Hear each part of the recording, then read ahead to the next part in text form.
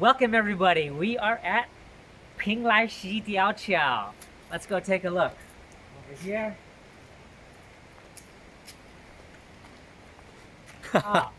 What's going on? It's only been about 3 years. So this is a very common problem we see in Taiwan. Like, we just came from the Shuiliandong Diaoqiao. There was a path there, and at the time 3 years ago they were building a new path. So they were there building the path 3 years ago. So at some point less than 3 years ago it finished, and now it's completely destroyed. So there's all this money that's allocated in these budgets for building things in the countryside, but it's very rare that they're like maintained and used long term. And some of them don't even make sense to begin with, like this Pingling Diaoqiao, which has a small but interesting like suspension bridge made of glass up at the top.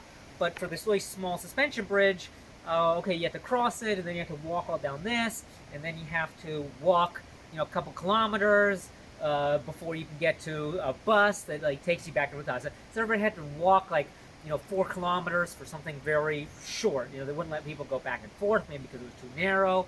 I don't know what their logic was, but it was like a one-way road that went from the top down to here, and there used to be like a guy here standing just like blowing his whistle at anybody who would go up. 有什么问题？为什么？为什么？出口。这边。为什么不能进来？所以呢？是开回去。我为什么不能从出口进来？这部收费再到这里，这里才入口。好。好 ，OK。多少 This guy says that it's the exit, and you can't go in the exit, so I guess it's not as exciting as I thought. Like when, we're talking about these projects, because the purpose of them is creating jobs in the countryside. That's sort of like the justification for when the municipalities apply to get the money. So one of those jobs was just a guy standing here preventing people from going up. Like, it's not, it's kind of what I'd call hidden unemployment, because it doesn't, there's no production in any of those jobs. Already you can see there's nobody here, and it's closed up, and it's been abandoned because of, nobody comes here. This is actually Sunday on a 3-day weekend. Today is the 27th of February, right? It's a holiday weekend, one of the most yesterday there was so much traffic, people traveling everywhere, nobody's traveling here. And that's kind of like a common thing. And I think it's never going to work, because these are not really well thought out plans for creating jobs and creating tourism, and there's none of this like connecting thing. So okay, you come here and you check out this bridge, but what's nearby? Are there hotels? Are there restaurants?